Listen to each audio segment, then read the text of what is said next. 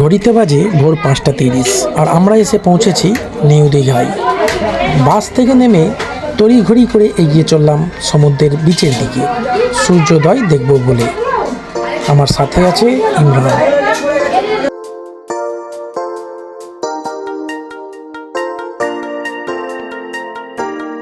খুবই excited feel করছি, কেননা এর আগে আমি অনেকবার এসেছি কিন্তু কখনোই সূর্যোদয় দেখার ভাগ্য হয়নি।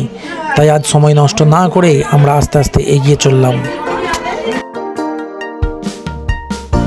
তো আমরা অলরেডি এসে গেছি বিচের ধারে, সবে মাত্র 5:45 বাজে। ও ভাই, কত মানুষের ভিড়! তোমরা দেখতে পাচ্ছ শত শত মানুষের ভিড়। সবাই কিন্তু সূর্যোদয় দেখার জন্য ওয়েট করছে। বেলা যতই বাড়বে তত মানুষের ভিড় বাড়তেই থাকবে। তো বন্ধুরা, তোমরা দেখতেই পাচ্ছ এখানে একটি ঘোড়া দাঁড়িয়ে আছে এবং সঙ্গে আছে বাচ্চাদের রং বেরঙের খেলার বিভিন্ন রকমের গাড়ি। তো দীঘায় এসে ঘোড়ায় চড়ার যে আনন্দ, যে অনুভূতি, তা অন্যরকম। তো তোমরা কে কে দীঘায় এসে ঘোড়ায় চড়েছো কমেন্ট করে অবশ্যই জানাবে। সকাল সকাল দীঘার সমুদ্রের বিচে ঘুরে বেড়ানোর যে অনুভূতি, তা ভাষায় প্রকাশ করা যায় না। যারা দীঘায় এসেছো তারা জানো সেই অনুভূতিটা কেমন।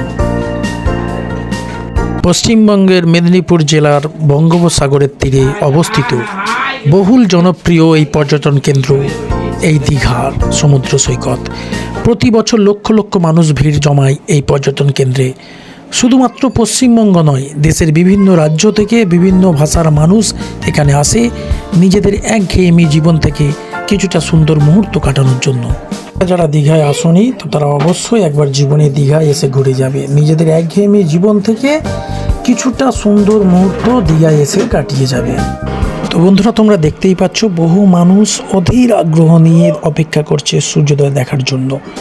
সূর্যোদয় দেখার আগে ভিডিওটা একটা লাইক করে দাও এবং যারা ইউটিউব থেকে দেখছো চ্যানেলটা অবশ্যই সাবস্ক্রাইব করে নাও এবং যারা ফেসবুক থেকে দেখছো পেজটি অবশ্যই ফলো করে নাও। তো বন্ধুরা, তোমরা দেখতেই পাচ্ছ আকাশে কেমন যেন একটা লালচে আবহাওয়া দেখা দিয়েছে। মনে হয় আজকে আর আমাদের সূর্য দেখা হলো না। সত্যি খুবই দুর্ভাগ্যের বিষয়। তোমাদেরও সূর্য উদয় দেখাতে পারলাম না আর আমারও এবারে সূর্যোদয় দেখানো হলো না। তো বন্ধুরা, মন খারাপ করার কোনো কারণ নেই, কারণ সূর্যোদয় ছাড়াও দীঘাতে দেখার মতো এরকম অনেক কিছুই আছে। তো আজ সারাদিন আমরা প্রচুর আনন্দ করব, প্রচুর এনজয় করবো এবং সারাদিন দীঘায় যে সমস্ত সুন্দর সুন্দর জায়গা আছে ঘোরার জন্য, সেই সমস্ত জায়গার ঘুরে তোমাদের জন্য সুন্দর সুন্দর ভিডিও বানাবো। এনজয় হবে তো।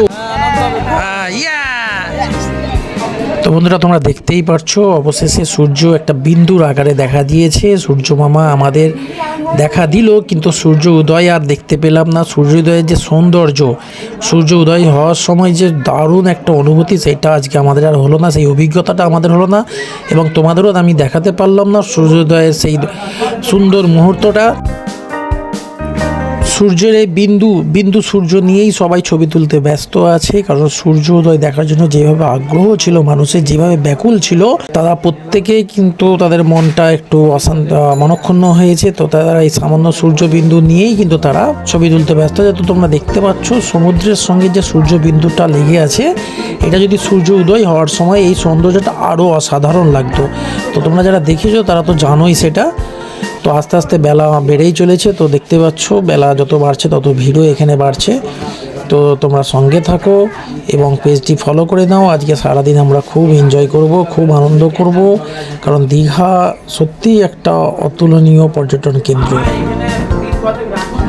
তো আমরা এখন চলে এসেছি দীঘার ঝাউবনে। তো দীঘার ঝাউবন, আমরা যখন যারা দীঘা এসেছো তারা জানো যে দীঘার ঝাউবনটা আগে ওল্ড দীঘায় নেমে আমরা ঝাউবনে বেড়াতে আসতাম। দীঘার ঝাউবনটা তখন খুবই ঘন ছিল, খুবই একটা সৌন্দর্য ছিল। তো এখন অনেক গাছপালা কাটা হয়ে গেছে, তাই দীঘার ঝাউবনটা এখন সেইভাবে আর সৌন্দর্যটা নেই।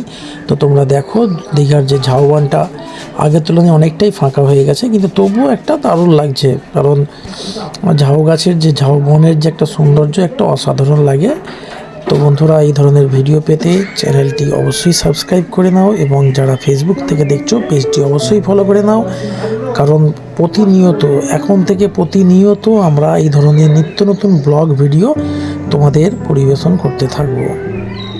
ধন্যবাদ সঙ্গে থাকার জন্য।